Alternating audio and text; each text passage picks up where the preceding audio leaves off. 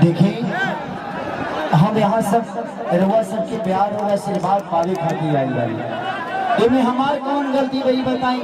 इतना जगह बा रउआ लोगन के जगह से ज्यादा लगाव भी बा।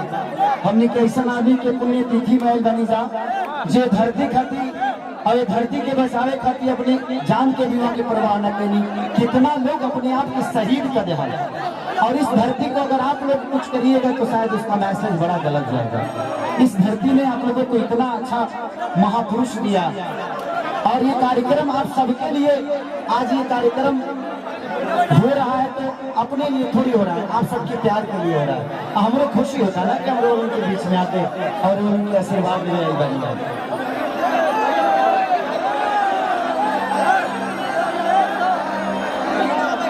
पातर पान के गंती पातरे कमरिया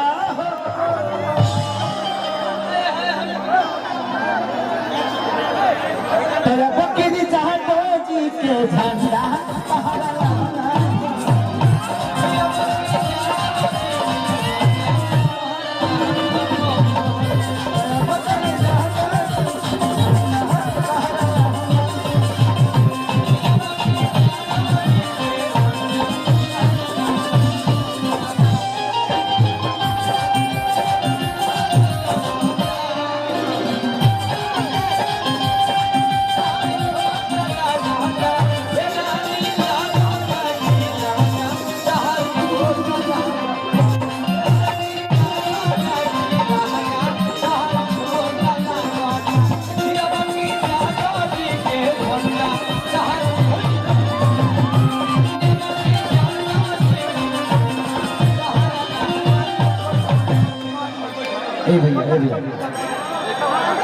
लाठी अच्छी बताओ केहू के जख्म हो तो में छुरी हला के हम जख्म भरब ओकरा के मरहम लगावे बात से तब सभी माने वाला लोग बात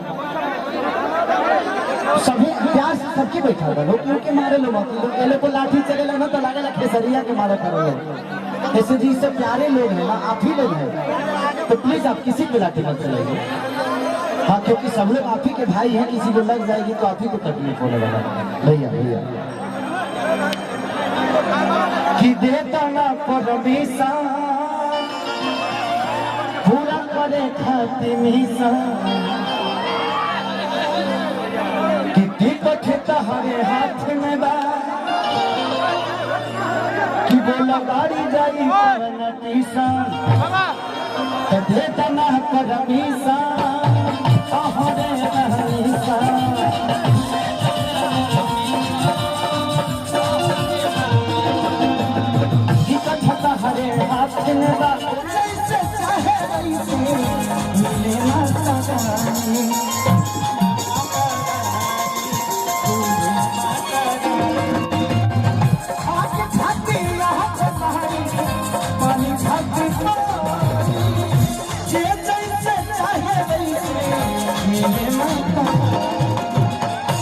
थोड़ा सा इधर से साइड हो जाएंगे आप लोग तो भाइयों को तकलीफ नहीं होगी। या तो आप लोग बैठ जाइए, या तो बैठ जाइए क्योंकि उनको आए हैं खेसरिया को आशीर्वाद देने के लिए ना।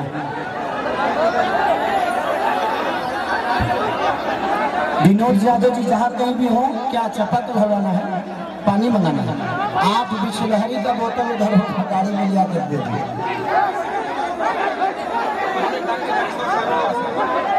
मोबाइल बहुत अच्छे आदमी है आप। आजकल महाराज एगो सुई खो जाता केहू के मिला तो केहू नहीं खेले। ये किसका मोबाइल है भाई? आपको अपना नंबर बताना पड़ेगा, जिसका भी हो ये नंबर बताना पड़ेगा। आप अपना सिम ले जाइए क्योंकि सिम की ज्यादा जरूरत होती है इसके पास। अब पता नहीं कहाँ डॉक्टर साहब को आप खोज नहीं पाएंगे। मैं रख लेता हूँ, आप बॉम्बे आ जाइएगा, मैं दे दूंगा। हाँ हमारे के ज्यादा जानते हैं ना, खेसरिया के तो घर दुआर हो रूपा